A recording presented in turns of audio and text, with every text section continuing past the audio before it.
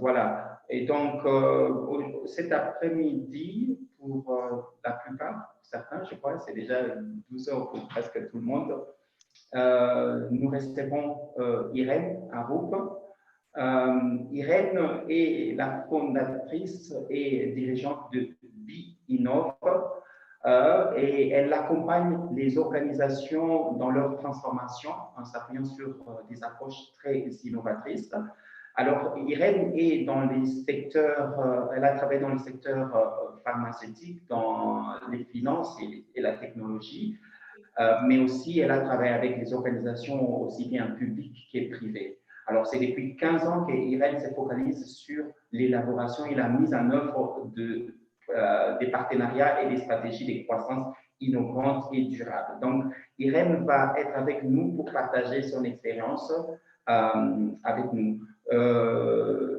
Sans plus tarder, je vais donc passer la parole à Irène pour partager son expérience avec nous. Irène, ton microphone est encore en mute.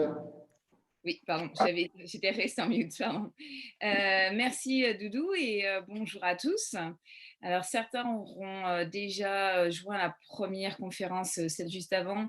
Il y a déjà beaucoup de points qui ont été évoqués. Ce qu'on va essayer, c'est ensemble d'aller plus loin et de creuser et d'être sur quelque chose de très tangible, c'est-à-dire l'objectif de cette discussion, de cet échange, c'est vraiment de vous donner des clés opérationnelles pour vous sur vos projets. Bien sûr, on a la limite d'être en remote, mais on aura une session questions et réponses tout à l'heure. Et vous avez évidemment le chat pour commencer à réagir. Donc, je vais commencer tout de suite sur un exercice, en fait, la slide suivante, qui est vous pensez à un projet en particulier qui ne s'est pas déroulé comme prévu. Donc, vraiment, qu'est-ce qui s'est passé à ce moment-là? Qu'est-ce que vous avez dû modifier? Comment est-ce que vous vous êtes adapté? Comment vous, mais aussi les personnes autour de vous, vos bailleurs, tous les acteurs de ce projet se sont ajustés? Donc là, juste prenez une minute, on va rentrer, ça vous permet de rentrer dans la conférence. Prenez une minute pour réfléchir, qu'est-ce qui s'est passé et comment ça m'a impacté.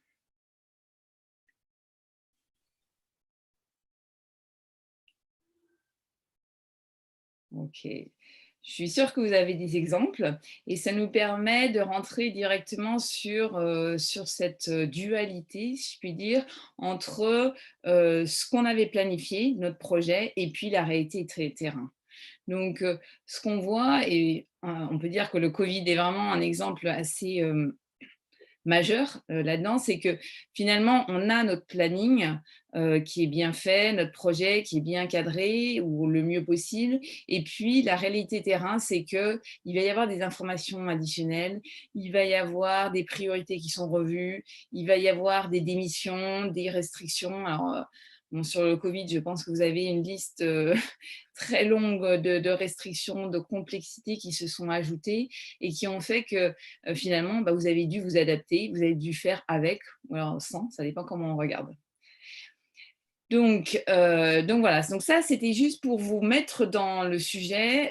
J'imagine que c'est aussi pour ça que vous êtes connectés sur cette conférence en particulier. La réalité, enfin la théorie et la réalité, et voilà, et le gap, l'écart qu'il y a entre ces deux mondes, on va dire. Et puis juste après, on va passer à une question que va nous envoyer Guillaume, qui est sur pour quelles raisons, parce qu'il y a plein de raisons, pour quelles raisons un projet peut ne pas se dérouler exactement comme vous l'aviez initialement anticipé. Donc, j'ai essayé d'être le plus exhaustif possible. En même temps, j'ai mis un cadre. Donc, essayez de répondre à cette question. Pour quelles raisons un projet peut ne pas se dérouler comme initialement anticipé? Donc, vous venez juste de penser à un projet en particulier, vous en avez sûrement d'autres en tête. Allez-y, commencez à remplir pourquoi le projet n'a pas eu lieu comme vous l'espériez. Il a rendu PP. Complété. Vous avez juste fait deux réponses, non? Je sais pas. J'avais Non, pas. je pense que tu as dû appuyer sans faire exprès sur un bouton. Parce que là, c'est en cours, les trucs, ils avancent. Guillaume, c'est notre prochain sondage, je crois. Tu m'en avais compte. C'est ça. Excuse-moi, Doudou. C'est le prochain sondage. Non, non c'est bon, on est là, on est bon sur le sondage, on est sur le premier, c'est parfait. On est bon? Ok, d'accord. Donc, il y a 34 personnes, 34% des gens qui ont voté. Parfait. Merci beaucoup. Et après, juste derrière, on travaille toujours sur ce cadre. En fait, l'objectif de ces quelques premières minutes, c'est vraiment de vous rentriez dans le sujet et vous vous disiez, voilà, qu'est-ce qui s'est passé? Il y a une deuxième question qu'on enchaîne, qui est quel pourcentage de vos projets se déroule exactement comme vous l'avez initialement planifié? Donc, exactement. Donc, deux aspects, c'est à quel point est-ce que vous devez en fait vous adapter, et puis l'autre qui va être sur quelles sont les raisons pour lesquelles vous avez dû vous adapter. On se prend juste quelques minutes, que c'est important que vous ayez le temps de répondre à ces questions. Allez-y, je vous encourage à voter. Vous êtes 70% à avoir voté déjà. Dès qu'il y aura 80%, je partage. Donc, il manque encore 6 ou 7 personnes à répondre avant que je puisse envoyer.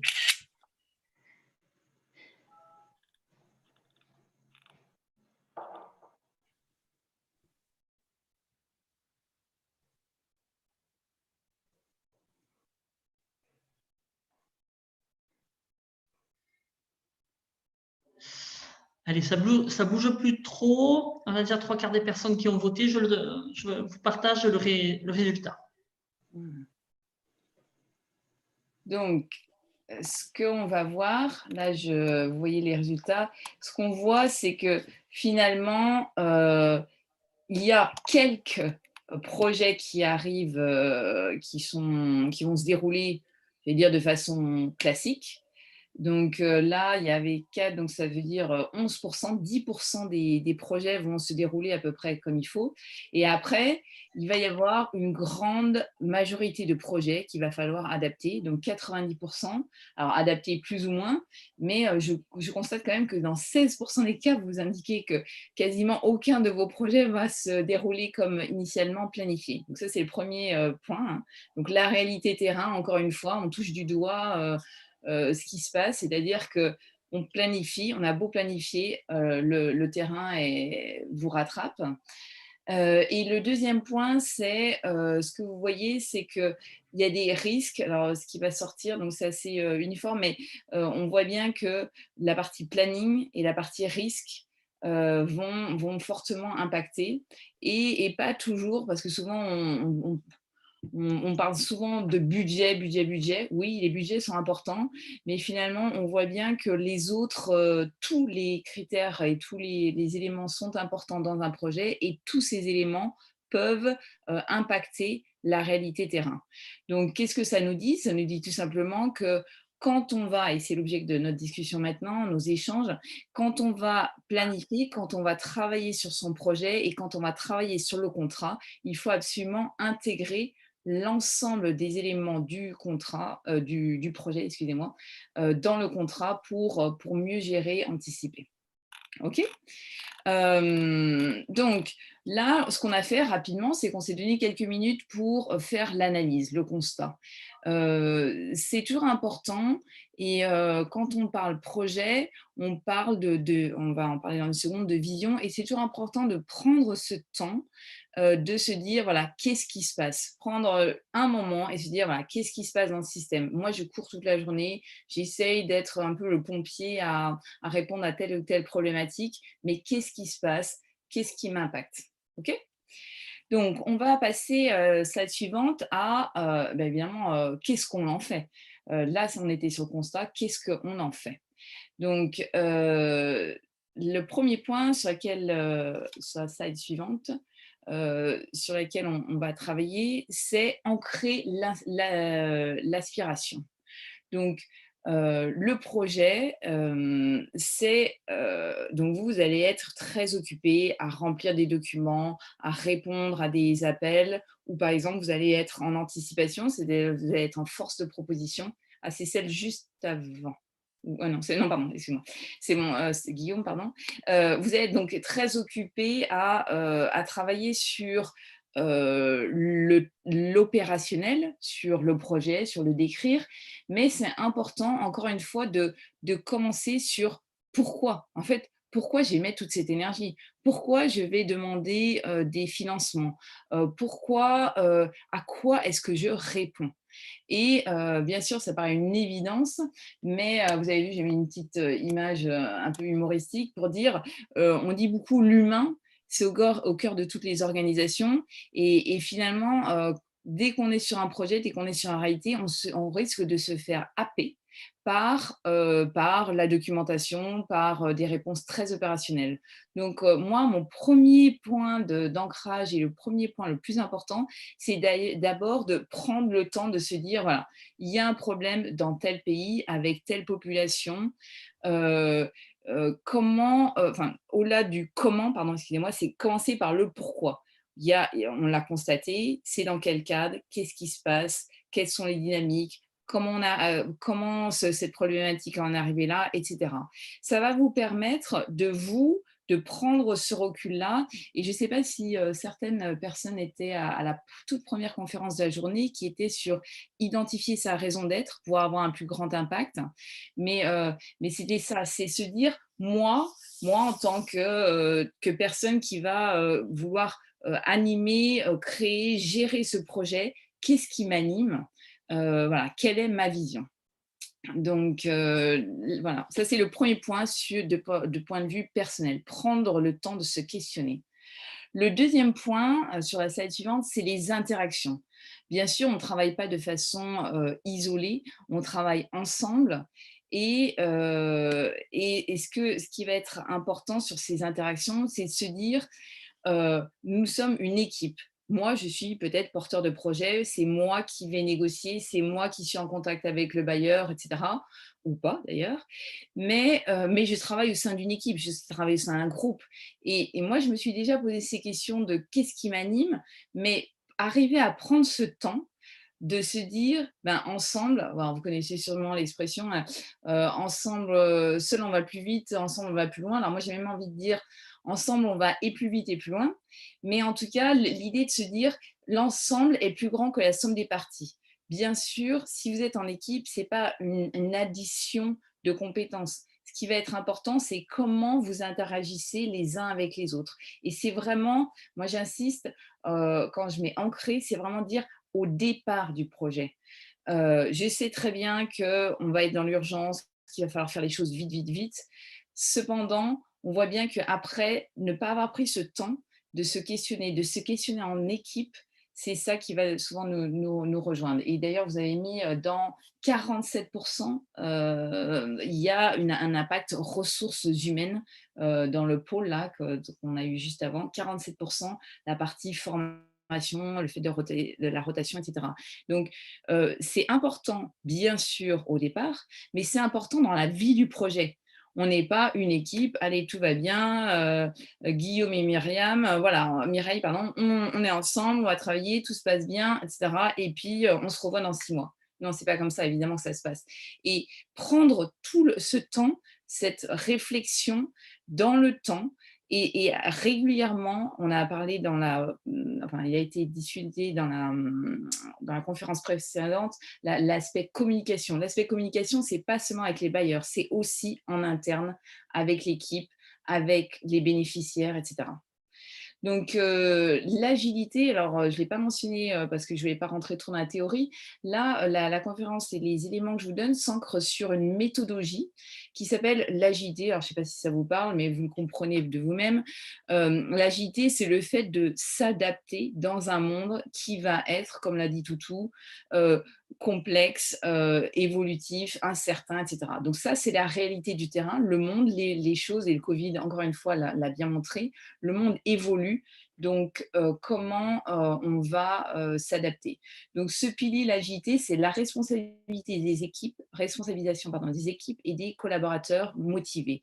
Donc, si vous travaillez ça, vous allez obligatoirement avoir des retours terrain, une équipe plus cohésive, un turnover, c'est-à-dire des démissions moins importantes, etc. Donc, prendre soin de ces interactions, c'est absolument critique. Ce que dans la slide précédente, vous allez voir, pardon, la slide suivante, vous allez voir, c'est que c'est la valeur agile, les personnes et leurs interactions plus que les processus et les outils. Donc, j'ai parlé d'individus, de vous, de ce qui vous porte, de vos interactions au sein de l'équipe, mais aussi processus et outils.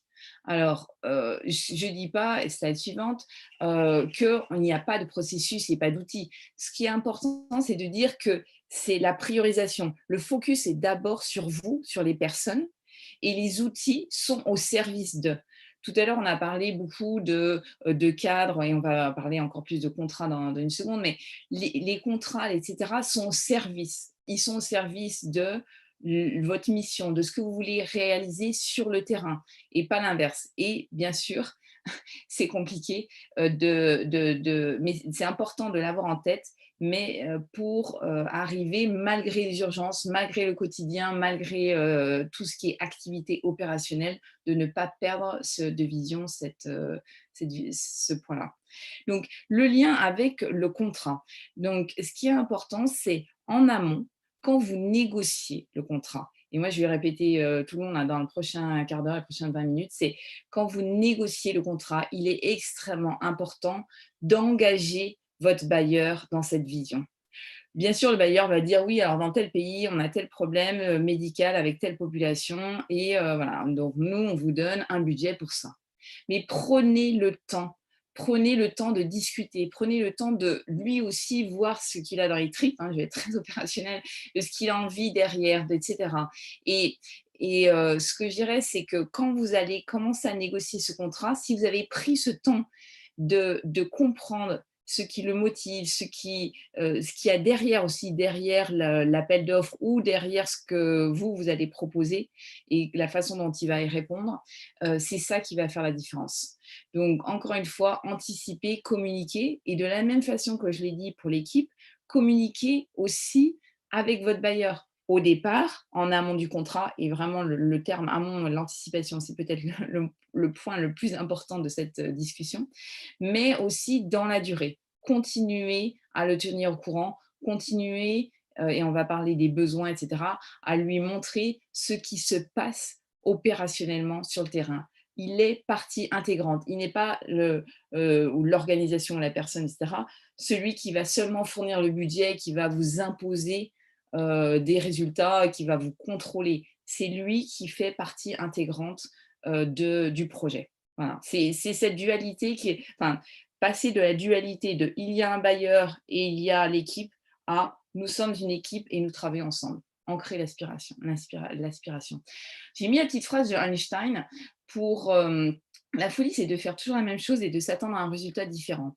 Pourquoi j'ai mis là? C'est parce que j'imagine que déjà vous dites ah ouais mais c'est compliqué, ah oui on a essayé des choses, etc.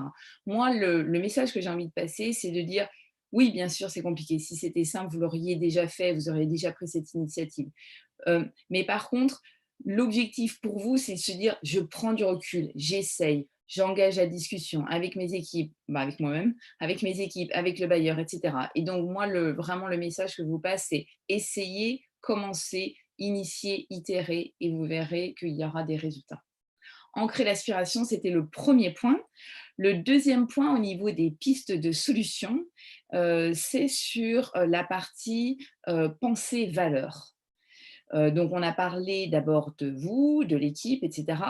Et après, vous allez évidemment, on va vous demander d'établir un cadre, de définir des objectifs, de définir des milestones, etc. Donc, penser valeur, c'est vraiment critique parce que, comme on l'a dit plusieurs reprises maintenant, les choses vont changer. Et au moment où vous négociez le contrat, si vous arrivez sur quelque chose de très figé, de très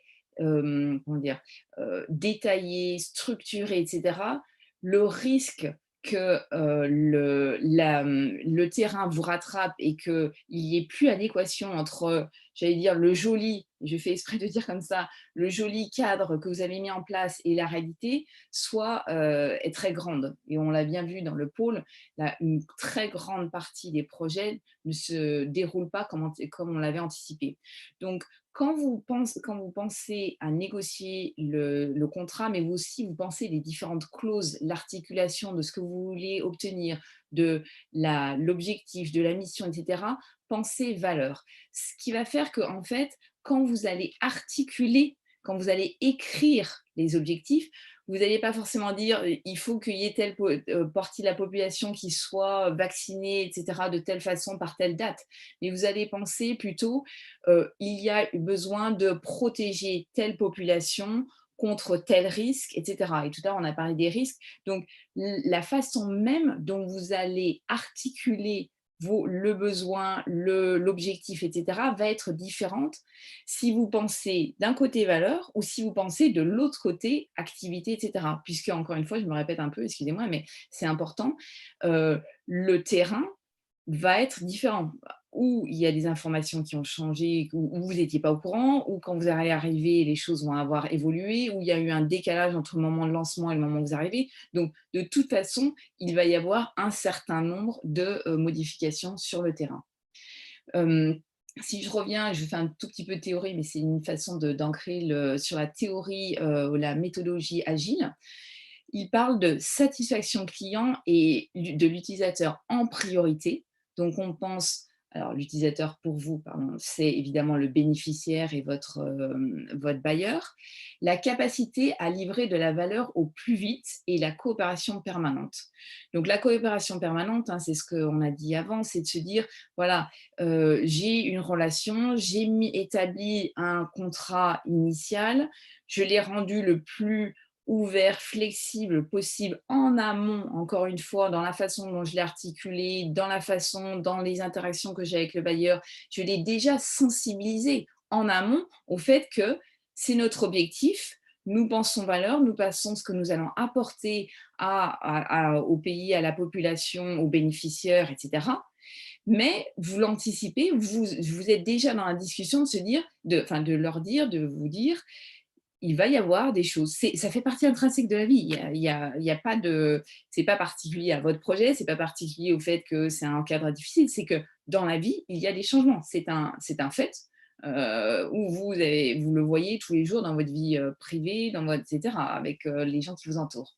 Donc, encore une fois, si on pense contrat, le message que j'essaie de passer là, c'est de dire quand vous pensez objectif, livrable, délai, etc., intégrer cette vision de valeur. Et ça peut se construire vraiment si vous êtes dans cette interaction, dans ces échanges, et avec vos équipes, et avec le terrain, et avec les bénéficiaires, et évidemment avec le bailleur.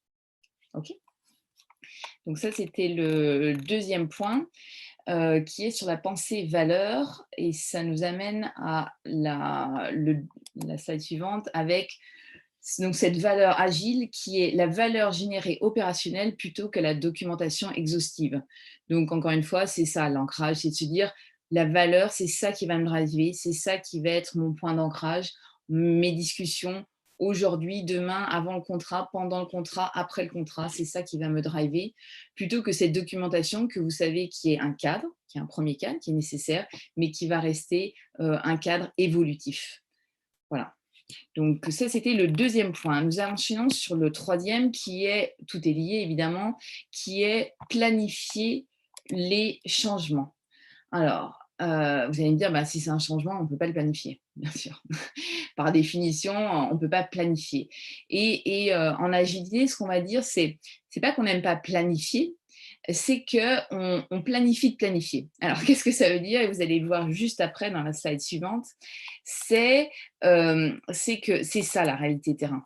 C'est que vous avez défini votre point de départ, vous avez défini votre point A de départ, votre point B d'arrivée, vous avez défini vos jalons, votre planning, tout est bien cadré, tout est beau, et puis en fait, la réalité, c'est C, quoi.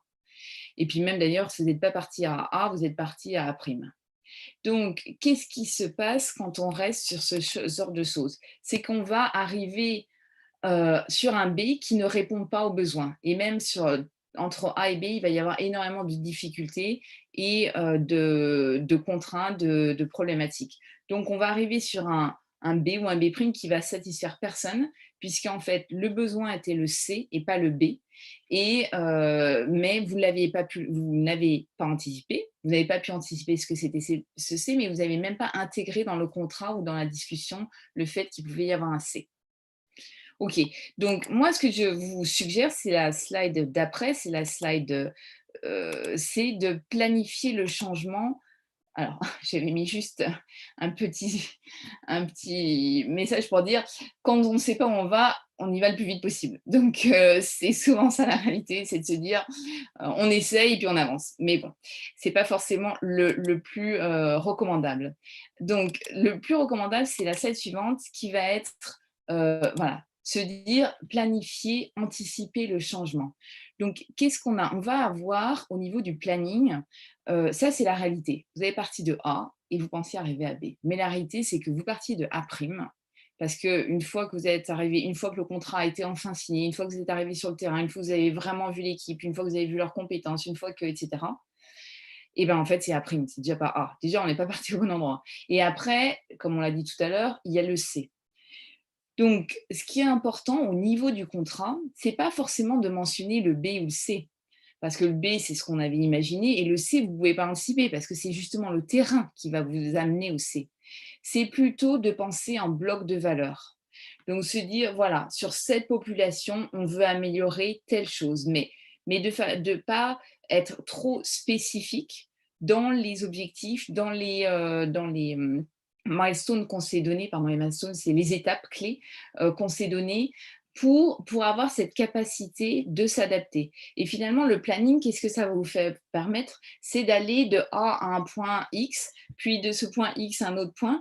Et ce planning, c'est à chaque fois se reposer la question en prenant en compte ce qui s'est passé sur le terrain, où vous en êtes réellement, c'est-à-dire au A' et pas au A, de qu'est-ce que je vais faire. Et ce que vous voyez bien, c'est que dans le contrat classique, on va vous demander d'être hyper structuré pour aller de A à B. Dans la réalité, vous allez aller de A' à C. Donc, c'est pour ça que dans le contrat, toujours en amont, je me répète, pardon, mais c'est extrêmement important, quand vous discutez, quand vous négociez, intégrez le bailleur dans cette discussion. Montrez-lui du doigt le fait que le B, alors vous ne pouvez pas montrer le C parce que vous ne connaissez pas encore, mais que le B est un objectif qui va pouvoir être révisé dans le temps. Montrez-lui l'historique, montrez-lui ce qui s'est passé, mais engagez cette discussion. Et encore une fois, le bailleur fait partie intégrante de l'équipe et donc il est il est aussi, il peut même être force de proposition, hein, mais il est une partie intégrante et il est tenu au courant et il comprend ce besoin, puisque le C, c'est vraiment le besoin réel, opérationnel du terrain. Voilà, donc ça, je vais aller un peu vite, il nous reste quelques instants. Donc, le résumé là, c'est vraiment planifier, mais en intégrant du changement, du risque, intégrer, on le discutera un peu plus peut-être au niveau des questions, le risque, mais en intégrant ce changement. On pourra reparler, mais peut-être après, des indicateurs d'avancement, etc. Donc, pour résumer, le point d'après, la slide d'après, c'est cette valeur agile, la collaboration avec les clients plutôt que la négociation contractuelle. Donc, encore une fois, à chaque instant, dans la négociation du contrat, mais aussi dans la vie du contrat, intégrer le plus possible de flexibilité, intégrer le fait qu'il va y avoir du risque, intégrer le fait qu'il va falloir s'adapter, qu'il va falloir modifier le cadre initial. Voilà.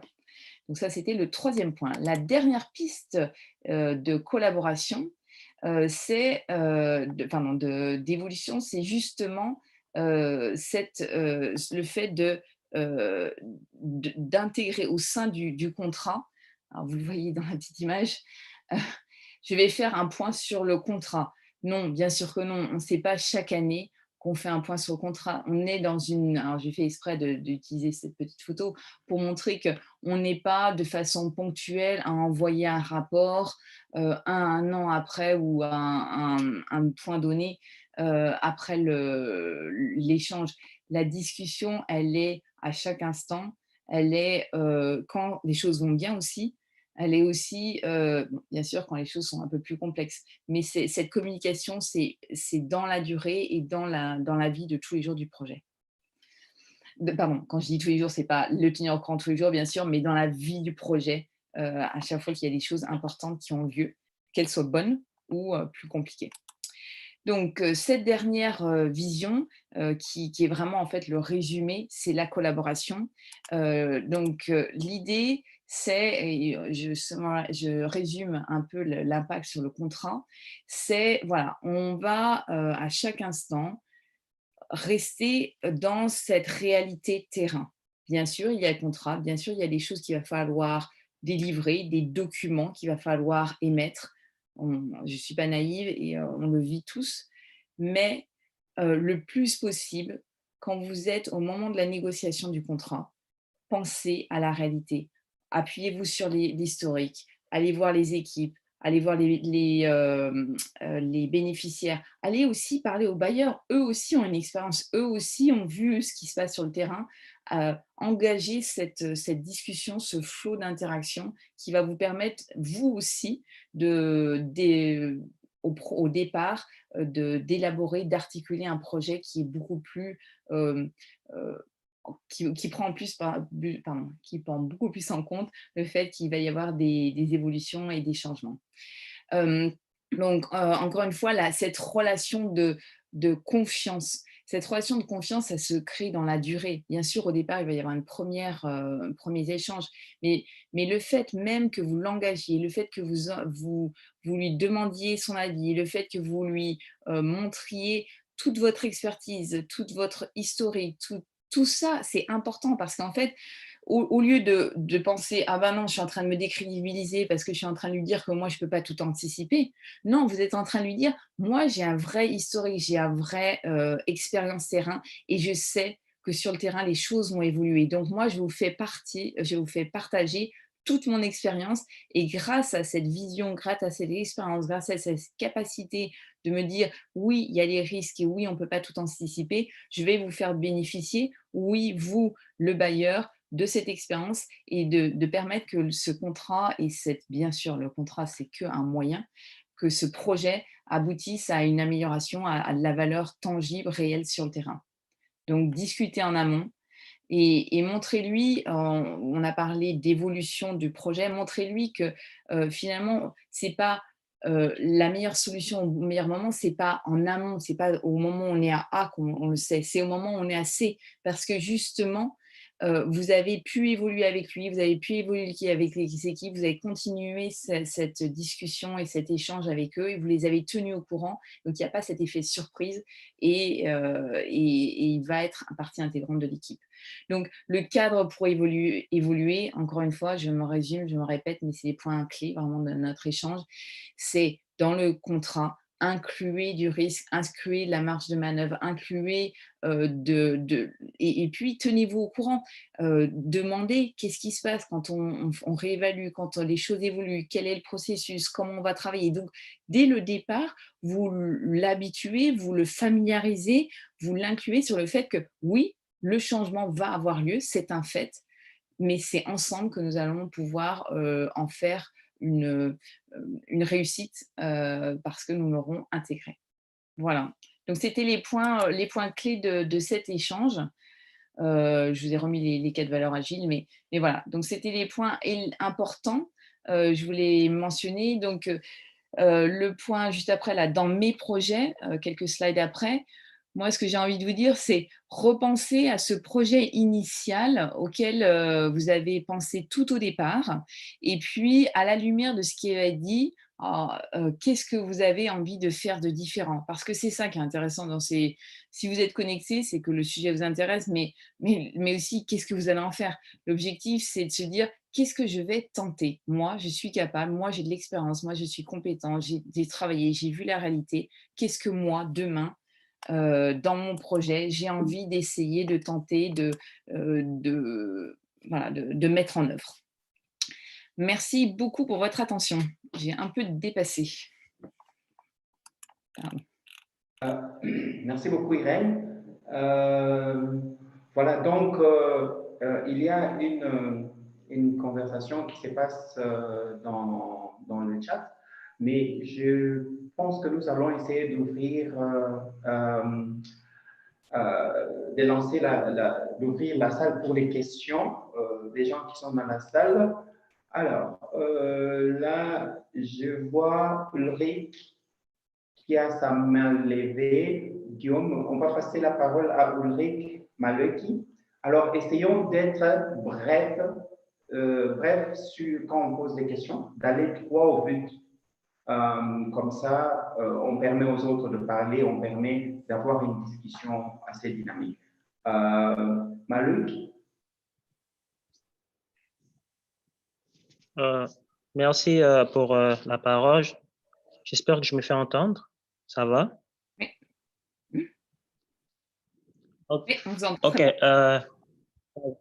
Vraiment très bel exposé d'Irène. J'ai juste une question un peu qui nous tracasse le plus souvent. Donc, je fais mon projet, je pars du point A et je sais que je pourrais arriver au point B. Donc, ça, c'est ce qui est prévisionnel. Mais comme ce qu'elle a présenté dans dans une de ses diapositives, et j'arrive, par exemple, à C. Et C, c'est la réalité du terrain. Mais le résultat de C est, par exemple, très contradictoire à B. Et supposons que C soit négatif. Donc, comment présenter un résultat négatif au bailleur? Et le plus souvent, on s'arrange un peu à corriger ou à masquer un peu la vérité pour tomber dans le B pour plaire au bailleur. Puis, c'est un peu contre, je dirais, éthique, mais qu'est-ce que l'on fait? Est-ce que le bailleur, parce que le plus souvent, les bailleurs ne sont pas disponibles d'accepter le C dans la mesure où ce soit un résultat négatif. Qu'est-ce que l'on fait alors? Puis, c'est ça la réalité du terrain. Merci pour la question. En fait, moi, ce que je dirais, c'est peut-être, j'ai mal exprimé. Le C, en fait, c'est arrêté du terrain, et vous avez raison. Mais ce qui s'est passé, c'est que le C, c'est pas forcément négatif, c'est que ça va être différent. Le négatif, pourquoi? Parce que justement, si vous essayez trop de coller à votre B, et si le B ne correspond pas aux besoins, c'est ce qu'on disait, la valeur, et ben le B va être un B qui risque, comme vous l'avez dit, d'être négatif parce que finalement, c'était pas la vaccination, c'était plus une autre, alors la vaccination ou une solution que vous avez imaginée ne correspondait pas peut-être d'un point de vue culturel ou d'un point de vue réaliste terrain parce que vous ne pouvez pas accéder à telle ou telle population. Donc ce serait plutôt, moi ce que j'aurais à dire, c'est qu'en fait, ce serait collé au B qui risque de vous amener à quelque chose de négatif. Le C, l'idée, c'est de se dire qu'au contraire, c'est du terrain et que vous avez fait évoluer votre activité ou votre activité sur le terrain qui fait que le C, c'est du positif parce que le C, ça va correspondre au terrain. Par contre, par rapport à votre question, le C, ce n'est pas forcément ce que le bailleur avait anticipé en amont. Et c'est là où on parle de valeur et c'est là où, moi, ce que je vous encourage vraiment, c'est la façon dont vous allez rédiger votre B, si j'ose dire, mais votre résultat, c'est là où vous dites, bon, voilà, moi, je suis sur un terrain, moi, je veux soigner, moi, je veux… Et essayer le plus possible de, quand vous décrivez votre résultat, vous soyez assez large pour répondre à un besoin de protection, un besoin sanitaire, un besoin, etc. Et après, vous pouvez, et moi, par exemple, j'ai fait des choses comme ça, et par exemple, ça pourrait être du B. Mais dans le contrat, c'est vraiment éclairé de dire, et par exemple, avec ces informations-là, ça pourrait être un B. Ce qui fait qu'au moment où vous êtes en discussion avec le bailleur, vous allez dire, voilà, nous, c'est ce qu'on anticipe, parce qu'évidemment, le B, c'est ce qu'on peut anticiper. Le C ne va atterrir que sur le terrain. Donc, vous pouvez donner un exemple qui pourrait être ça, mais qui pourrait être autre chose. Donc, c'est ça que moi, je vous encourage, c'est de dire, ne faites pas un mauvais B, mais faites un C, mais au sein du contrat, ouvrez cette porte en disant, voilà, on a une vision plus macro. Tout à l'heure, il y a quelqu'un qui a dit une vision hélicoptère, je crois, enfin, c'est quelque chose comme ça. On a une vision plus large qui nous permet d'intégrer ou qui nous permet que quand on arrive sur le C et que c'est un bon C, le bailleur entende que oui, c'est une solution qui a répondu à son attente de global, même si opérationnellement, la façon dont ça a été articulé est un petit peu différente de ce qu'il avait anticipé. Ok, merci. Merci beaucoup, Irène. Et je vois un commentaire de Kibelou. Je ne sais pas si elle peut prendre la parole pour expliquer un peu ce qu'elle dit par rapport à ce commentaire. Est-ce qu'elle a ajouté avant?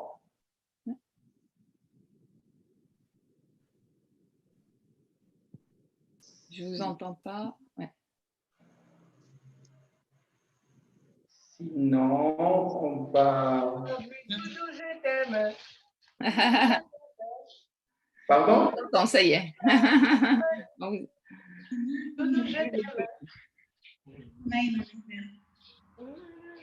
Tu veux parler? Allô? Oui, oui, on t'écoute. On vous attend. Ouais. Ouais, je disais ceci. Ça veut dire que dans plusieurs rapports que l'on a à notre possession, vous allez vous rendre compte que généralement, lorsque nous descendons sur terrain et que nous avons un projet en tête, on a tendance à se fier à ce que nous connaissons du milieu. Ça veut dire que je suis congolaise. Je sais que, par exemple, dans le milieu X, il y a exactement le problème d'exode rural. Ça veut dire que c'est ça, c'est ma connaissance. Alors, au lieu de faire des études approfondies, pour se rendre compte qu'effectivement, c'est ça le véritable besoin, mais je me fie seulement à mes connaissances. Et généralement aussi, les études ne sont pas mises à jour. On a tendance à se fier à des études lointaines de 10 ans passés, alors que le cas récent ne reflète plus ces études-là qui ont été menées autrefois. Donc, il y a nécessité d'actualiser ces études afin de se rendre compte de la réalité sur terrain maintenant. Parce que la réalité de 5 ans, de 10 ans n'est pas la réalité d'aujourd'hui dans un milieu X. Donc, c'est ce que je voulais dire. Vous avez entièrement raison et c'était le point sur lequel j'essayais de toucher quand je disais au départ les équipes. Enfin, il y a vous, il y a les équipes, il y a les personnes qui sont autour. Et d'ailleurs, à aucun moment, j'ai parlé d'études. C'est parce qu'en fait, ce qui est important, c'est cette discussion, c'est avec les gens qui sont sur le terrain. Et bien sûr, le terrain, même au moment du lancement, et vous avez bien dit, le terrain réel, les personnes qui sont là, qui le vivent au jour le jour, c'est eux qui vont vous donner la vraie information. Alors vous, dans ce cas-là, vous êtes au courant, mais si vous allez dans un autre contexte, c'est les personnes qui sont sur le terrain qui vont vous donner l'information de la réalité.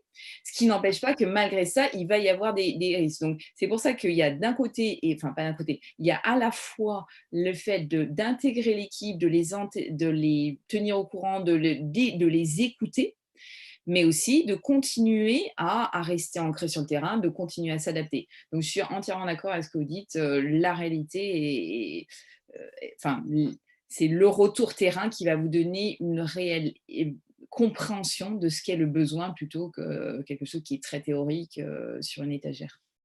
Merci. Okay, merci beaucoup. Alors, je vois la main levée de Woko, Salim, qui peut se unmuter maintenant pour poser la question. Essayons d'être,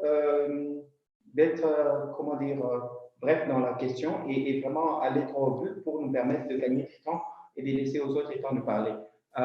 Deoko? Oui, allô, merci. Je vous remercie de m'avoir donné la parole. Alors, vraiment, c'est une situation un peu délicate dans le cas du résultat, en fait.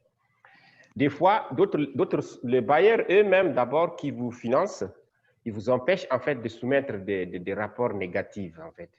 Moi, je me souviens une fois qu'il y avait un projet que j'avais mis en œuvre et j'avoue que ce projet, j'ai évalué les résultats de ces projets sur le terrain à 5%.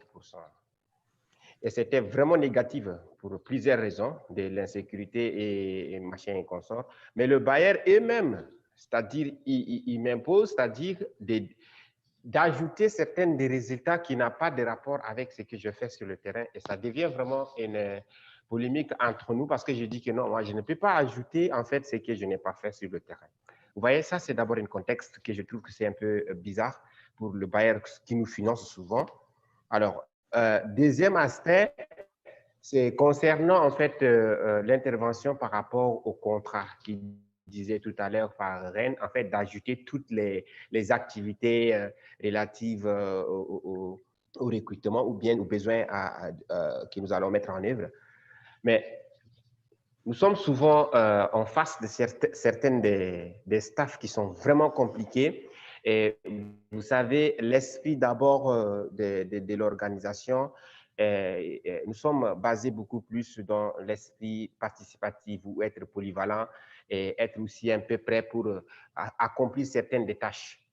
Et alors, d'autres, quand il précise tout, sa responsabilité ou ce qu'il doit faire dans le contrat, c'est-à-dire, même s'il y a d'autres besoins urgents quelque part et si vous lui recommandez de le faire, il ne le fera pas. Et vous êtes dans l'obligation, par exemple, d'atteindre, vous aurez vraiment besoin de lui pour certaines des tâches. Vous voyez, c'est ce que je veux dire un peu par là. Donc, c'est un peu juste ma préoccupation. C'est comme une question et en même temps aussi une contribution. J'aimerais vraiment avoir aussi des orientations claires sur ces sujets-là. Merci. Ouais, alors, juste un commentaire, alors, je ne sais pas si c'est vraiment de réponse. Le premier commentaire par rapport à le résultat n'est pas positif et il vous demande d'inclure, ça ramène à ce qu'a dit une personne précédente aussi, qui était de dire le résultat n'est pas bon. Bah, justement, le résultat est souvent pas bon. Si on s'arc au bout sur le B, vous avez en tête encore le B, si on s'arc au bout sur le B et qu'on va absolument délivrer le B alors qu'en fait le besoin c'est le C, forcément, par définition, on va avoir un mauvais B puisque ça ne correspondra pas à un besoin. Donc ça, c'est plus un commentaire, mais ça souligne encore le fait que le plus possible, arriver à intégrer cette dimension de flexibilité, le moins possible d'être spécifique et le plus possible de flexibilité dans le contrat. Après, là, je peux que faire un commentaire qui est, on ne peut que proposer, encourager, par rapport aux commentaires, vous disiez, des fois, les personnes en face de vous n'ont pas forcément cette ouverture d'esprit. Donc, moi, ce que je peux dire seulement, c'est engager la discussion et surtout engager là en amont. Parce que ce qui est difficile, c'est une fois que les choses sont lancées, une fois que le bailleur, avec toutes les bonnes intentions de ce monde, s'est engagé, il va vouloir paraître et dire bah, moi je me suis engagé à faire ça, donc il faut que ce soit ça qui ait lieu, et il risque de forcer vers un B qui ne correspond pas à la réalité. C'est pour ça que ce qui est important, c'est avant que les choses soient figées, et tout à l'heure quelqu'un dit les choses sont figées dans le marbre, donc c'est bien ça, c'est éviter que les choses soient figées dans le marbre et donner l'opportunité aux bailleurs par cette discussion et par avoir des objectifs qui sont plus globaux dans la mesure du possible, je sais bien, je ne suis pas naïve, mais que très spécifiques. Mais en tout cas, le très spécifique, c'est sûr que ça va être compliqué. Mais plus on est sur un besoin, plus on est dans l'articulation d'un besoin, enfin, pardon, de répondre à un besoin plutôt que dans des tâches, plus on a de chances que le terrain soit cohérent avec ce qu'on a proposé, et plus on laisse au bailleur l'opportunité de dire bah oui, finalement, moi, je suis arrivée à ce que j'ai dit. Puisque par rapport au commentaire qui a été fait et le fait qu'il nous force, il y a aussi cette posture qui est très négative, qui est néfaste, j'entends bien, mais qui va être dire je me suis engagée, maintenant, je veux pouvoir dire que j'y suis arrivée à faire ça. Voilà. Donc, il va y avoir ce biais. Donc, toujours anticiper, essayer de permettre qu'on n'arrive pas à ce point de crispation où finalement on va vouloir faire quelque chose quoi qu'il arrive parce qu'on a dit qu'on le faisait. Merci beaucoup, Irène. Alors, il y a celui qui a l'ordinateur qui s'appelle Admin qui a demandé la parole. C'est important de mettre votre nom. Est-ce que vous pouvez vous unmuter? Guillaume va nous aider et poser votre question directement.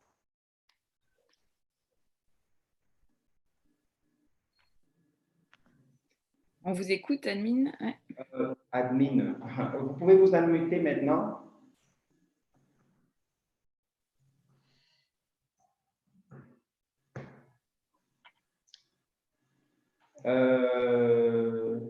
Est-ce que vous nous entendez? Alors, Petit souci technique, moi je vais donner l'autorisation de lever la main, mais de parler. Mais... Admin, celui qui a l'ordinateur admin peut poser sa question. Sinon, je vois la main de Chouchouna. Je pense que Madame Chouchouna a besoin de parler. Ah, et elle disait qu'il est muté, en fait. Qu'il peut pas parler. Il va être démuté. Il dit qu'il est muté. Il peut se démuter. Tu peux te démuter maintenant. En fait, c'est un petit icône en bas qui vous permet de... Vous avez juste besoin de le cliquer, ça vous permet qu'on vous entende. Ah, oui, bonjour. Bonjour. Oui, moi je m'appelle Valentin, je suis en RDC. Je voulais savoir en fait, j'ai compris dans votre présentation que il faut en fait rester en permanente coordination avec les bailleurs. Et moi, je pense, à part les rapports qu'il faut soumettre régulièrement qui détaillent la situation et qui donnent les informations aux bailleurs, quelle est l'autre méthodologie qu'on peut appliquer qui peut permettre aux bailleurs d'être au courant d'une manière permanente, parce que je suppose quand même que les bailleurs ne peuvent pas donner l'argent et en même temps aller suivre les activités sur terrain. Donc, juste savoir. Oui, alors peut-être quand je dis de façon permanente, c'est évidemment, ça ne veut pas dire quotidienne, mais ça veut dire le tenir au courant des informations.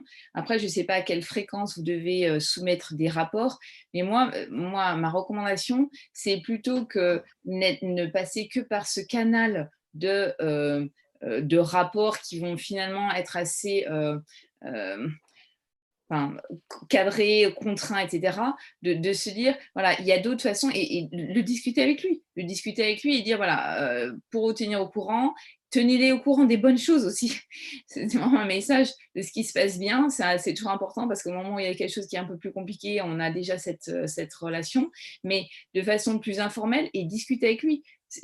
Chaque personne, alors parce qu'on parle bailleur, mais c'est des humains, donc derrière chaque humain a ses façons d'interagir, etc. Donc n'hésitez pas, et c'est ça où je disais, ils font partie de l'équipe. Discutez avec eux, comment on peut vous tenir au courant de ce qui se passe sur des points, voilà, ou une bonne nouvelle, ou des choses qui sont arrivées, et qui font que vous créez cette relation, vous créez la confiance, et vous créez le fait que quand il y a quelque chose qui se passe un peu plus difficile, et que vous allez vers eux, eh ben, c'est pas, ah ben voilà, c'est Valentin qui me demande maintenant parce que les choses vont mal.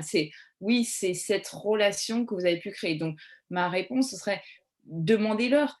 Voyez avec eux quels sont les autres axes parce qu'il n'y a pas de réponse absolue, mais c'est plus selon leur façon de travailler. Est-ce que c'est un email? Est-ce que c'est un coup de fil? Est-ce que c'est un WhatsApp? Est-ce que c'est whatever? Ce qui est important, c'est de voir ce qui correspond à leur façon d'interagir et puis aussi de lui dire, moi, j'ai envie d'avoir cette relation et pas que ce soit tous les 3 mois ce rapport papier qu'il faudra peut-être faire. Je n'ai pas dit qu'il faut s'en affranchir, mais qui finalement ne reflète pas assez bien ce qui se passe vraiment sur le terrain et tous vos efforts.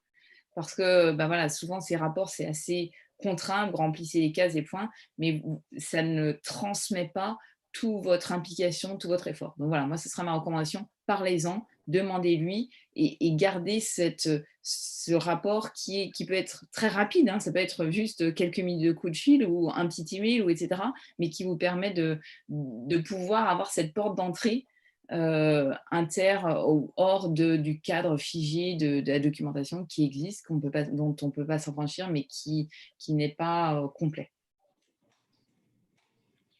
Merci. Oui, il y a quelqu'un qui a mis partager une photo. Je ne sais pas si c'est Guillaume. Des fois, oui, montrer, le faire vivre, ils ne vont pas venir sur le terrain forcément, mais leur faire sentir du doigt ou, je ne sais pas, je pensais à un truc, un message, quelqu'un, un bénéficiaire, quelqu'un qui vous a dit quelque chose, partagez-le, dites-le, montrez, parce que eux, quand même, on faut espérer que quand même, s'ils ont fait ça, c'est qu'ils ont envie que le bénéficiaire soit en tire un vrai profit pour eux, pour leur vie. Donc, partager quelque chose, ouais, l'idée de Guillaume, une phrase, une photo, quelque chose. Mais sortez, essayez, ça fait partie toujours de la même chose, sortez du cadre. Moi, c'est ça que je vous recommande. Et c'est toutes ces petites choses, le fait même de lui demander, peut-être que ce sera la première fois qu'on lui demande ça. Donc voilà, vous sortirez du lot, Valentin, parce que vous lui avez posé cette question. Merci. Le micro de... Toi, tu es en mute, Doudou, mais le micro de Chouchouna est ouvert. D'accord, le micro de Chouchouna est ouvert. OK.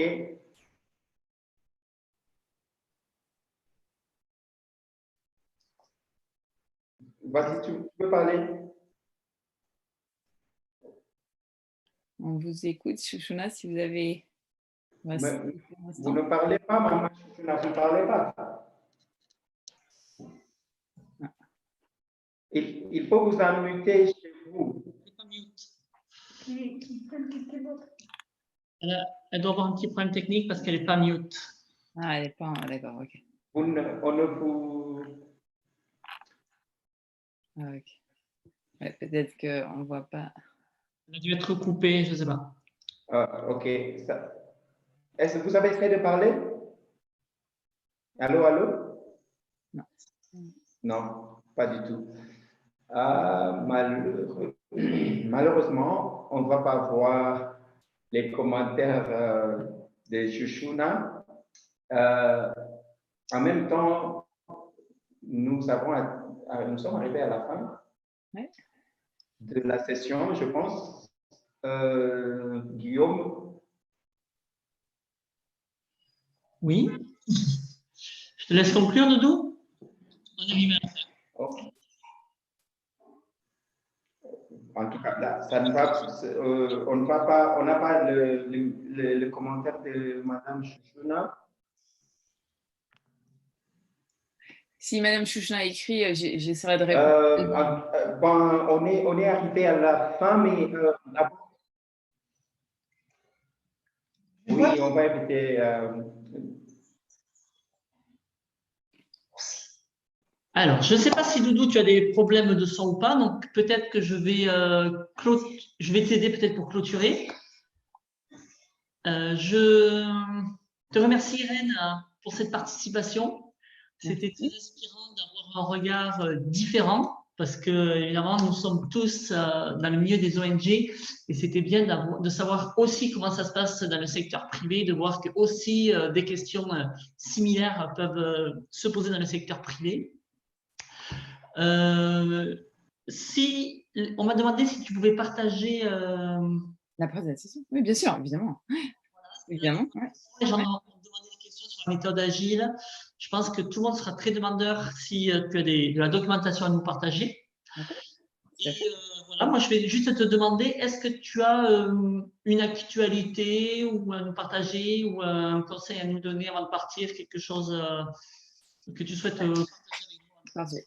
Donc, très rapidement, je dirais communication, anticipation. Ça, c'est vraiment les piliers pour vous tous les jours.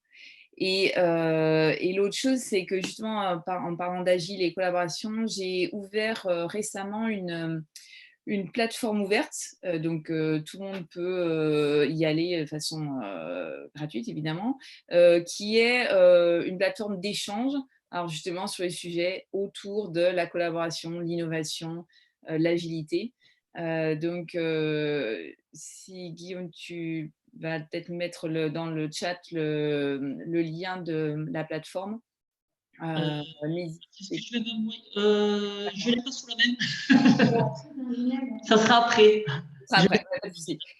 Donc, en tout cas, voilà, merci pour votre écoute, merci pour ces échanges. Et puis, j'espère que je vous ai ouvert quelques portes, ou quelques portes de réflexion en tout cas. Et moi, ce que je vous conseille, mon petit dernier conseil, c'est prenez un papier, un crayon maintenant et écrivez une chose que vous avez envie de mettre en œuvre. C'est important de se dire, j'ai essayé une chose, quelle qu'elle soit, petite ou grande. Allez-y, essayez, et l'agilité nous dit itérer, s'adapter. Donc essayez et puis faites évoluer ou essayez d'autres choses. Mais mon moins clé, ce serait essayer, tenter, engager la discussion et vous verrez, il y aura des choses intéressantes qui vont en sortir. Merci à tous pour votre écoute. Merci Irène, merci à tout le monde et je vous dis à tout à l'heure pour ceux qui continueront avec nous. Merci, au revoir. Au revoir, merci.